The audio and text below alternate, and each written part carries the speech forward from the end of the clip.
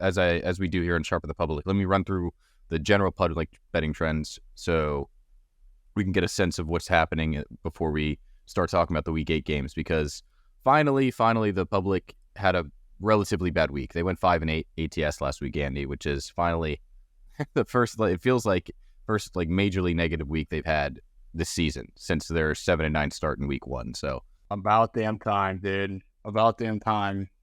It's interesting. We kind of predicted it too. I wouldn't say we predicted it. We said like stay cautious, but over the past couple of weeks, because what we do here is track this data week to week, and we saw them do really well for a few weeks, and then they did mediocre. They didn't do great, but they still went positive or 500, and they were like, okay, hey, we're seeing a bit of a downturn, and then they end up going negative for the first time since week 1. So I'm curious to see what you think will happen in the coming weeks here, but I expect it to stay around where they were last week or even worse. I don't think that they're going to turn it back around immediately. I think there's going to be a lot of like overcorrecting from the general betting public, where they're, they read games wrong last week and they're going to think that they're reading things right, or trying to, you know what I mean? Like overcorrecting themselves.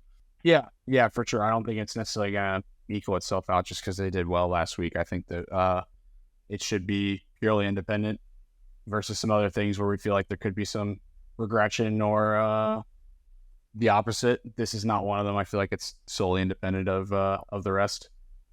Right. So speaking on that, from week 7 being 5-8, the total general betting data throughout the entire year, totaling it up through 7 weeks, the public is 56-47.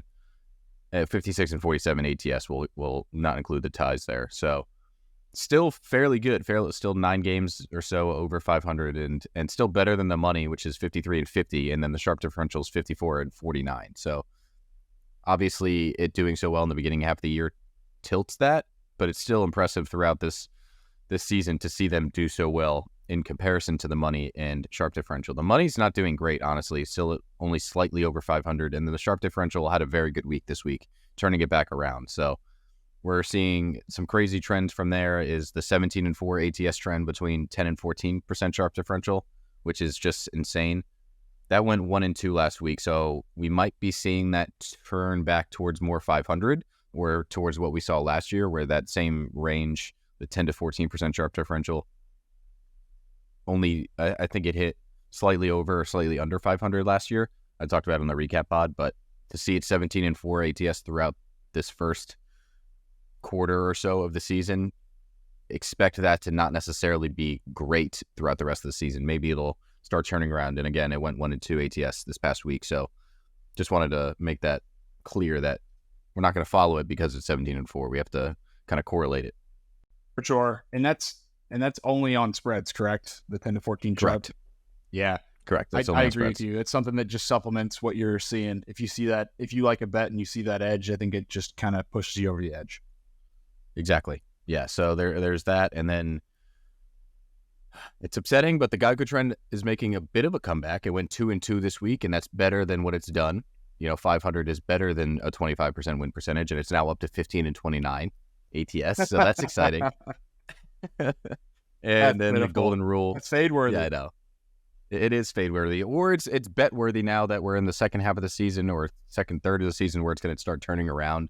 So we'll keep an eye on it and keep talking about it. But I mean, I kind of leveraged that information to hit some of the spreads I saw last week, and it works out. So there's a lot of ways you can look at these things. And then the last thing I'll say for ATS stuff is, no, that's it. That's all I got ATS. Let's move to the totals. Had me on the edge of my seat. Yeah, sorry. I don't want to bog this episode down with the data because I already talked about it. But public on the overs, 23 and 37, just beautiful to see. Absolutely beautiful. God. Jesus.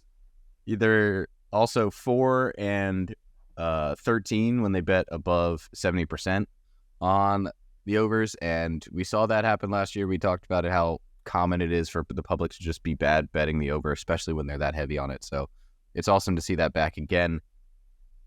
And then public on the under is 26 and 16. So we can kind of correlate that with how well unders are doing, but there's got to be something Vegas is doing with whether setting their totals. And again, I talked about it on the recap episode, but from last year, Andy, the total in week 7, if you average them from last year, was about 44.6 points. And this year, it was 42.3 in week 7. So even over 1 year, we're seeing a 2.5 point differential on average totals. Obviously, matchup matters, but still crazy in the same week to see a 2.5 point difference year to year. Yeah, especially when totals were so far down. I think it took a bit for the totals to get way down last year, but still, year over year, when both years have been down, seeing 2.5 points is a huge one. And that was something I tried to call last week too. All the spreads were tight. So, like 9 of the 13 games were 3 points or less. I guess Colts pushed up to 3.5.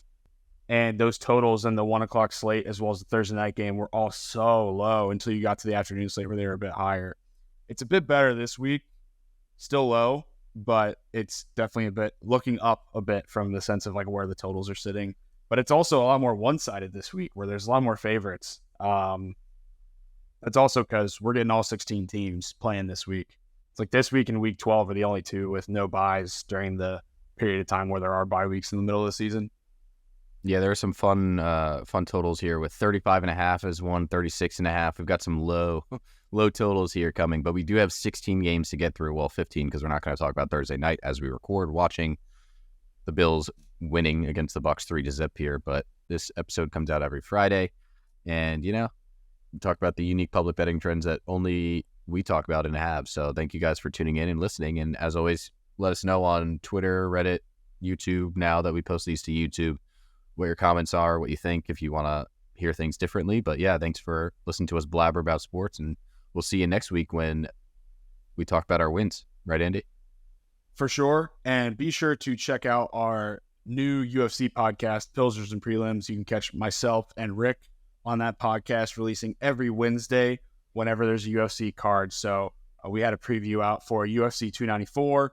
Nothing this week because there's no UFC card, but we will have the UFC Sao Paulo card coming out on Wednesday. So take some of these winnings from NFL and start to get ready to put them on the UFC fight night. That's going to be in Brazil. It should be a lot of fun. And Rick and I our Sundays and Mondays are overloaded now with research since we record on Tuesday. So can't wait to hear y'all's reactions to that. I know a lot of people have been asking us for MMA content. Where had the UFC write-ups gone? Where has this been for UFC? Because we had a pretty big UFC presence last year and early this year. But we are back in podcast form.